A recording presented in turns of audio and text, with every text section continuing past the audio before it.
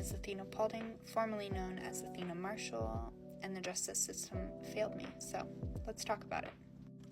In March of 2021, I began attending a church, and a short time later, I started getting connected with and growing trust for a family who was heavily involved in this church. I have now learned that this man was using those months to groom me, leading up to the situation.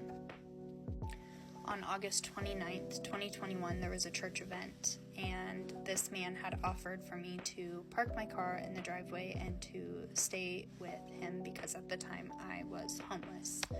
And I agreed because I had trusted them. I had counted them as family and saw this man as a father figure in my life. Little did I know that night was going to be one of the worst nights of my life.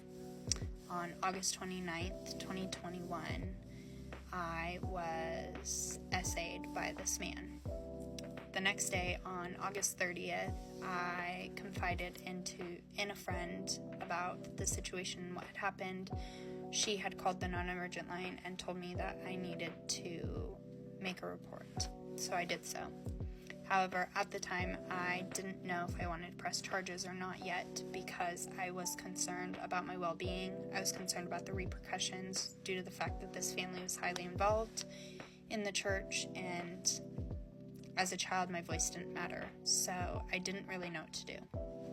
Well, after talking with that friend and somebody else, I decided on September 7th of 2021 that I was going to press charges. And with everything that they had decided to immediately go and arrest this man. Now, this was the beginning of a lot of drama at church, a lot of tension, and a lot of chaos. Through the next months, all the way into the early of 2021, I had been in contact with my victim's advocate. However, it's very important to note at this point in time, in all of those months, I had met with the prosecutor one singular time, and I was told that if I wanted to talk to him or had any questions, I had to go through my victim's advocate, which made communication very, very difficult. In the beginning of 2022, I was called by my victim's advocate who told me that because I was homeless and this person wasn't, that my credibility would be affected on the stand, and that they were thinking about dropping the charges for the time being. I, in that moment, felt very distraught. I was very heartbroken. I was angry. And I didn't really have an answer for her, so she told me that she would call me back.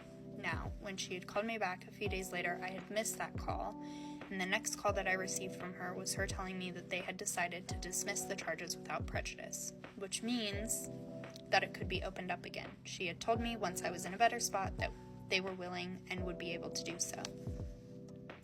Now, fast forward a few months, and I had called her back, and I had told her that I have an apartment and I'm clean and sober and I'd like to proceed.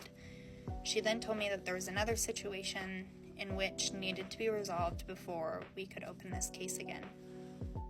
Fast forward a few more months, that situation had been resolved and I wasn't hearing from her anymore.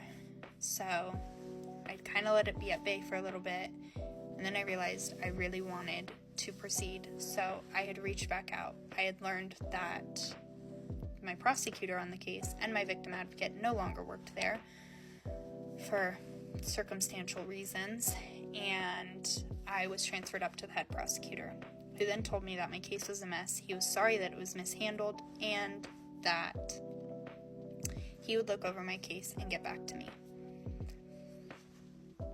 At this time, it's important to note that I was told that the real reason that they had dropped the case was because 3 people had come forward to say that they were in the room and that nothing had happened, and they were willing to testify on that.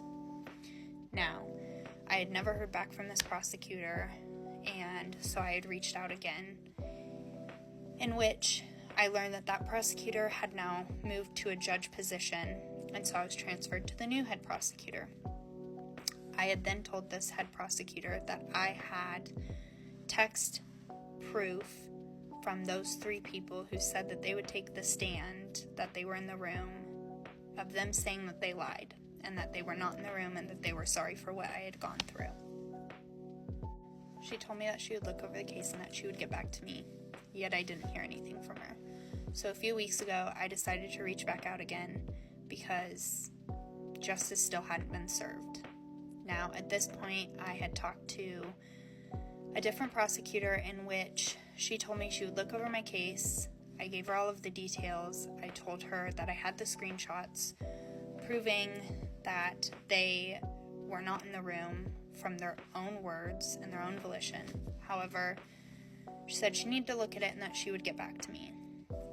That next week, she had gotten back to me and told me that there was nothing that they could do to reopen it.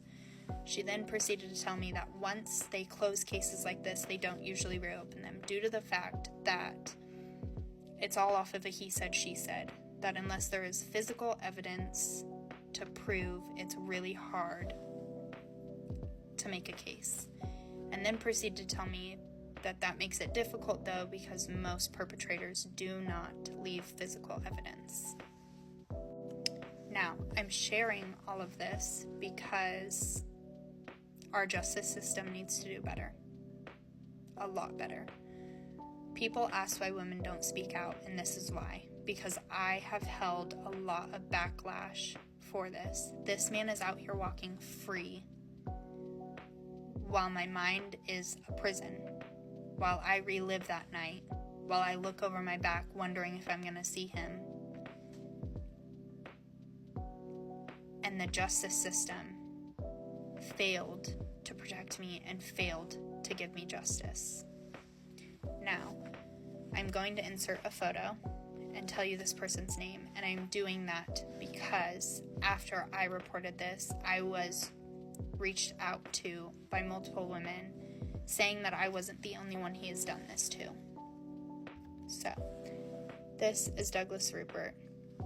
If you live in the Spokane County, I ask you to be very, very careful around this man. If you have ever been assaulted in any way, I want to say that I'm sorry. I'm sorry that you had to go through that. I'm sorry that you hold the pain of that. And if the justice system failed you, I am so incredibly sorry, because that hurts and it's hard and there's a lot of emotion there. But I want you to know that you're not alone and that your voice is heard and that you can use it. So, take this all as you will, but just know that I hear you and that I see you.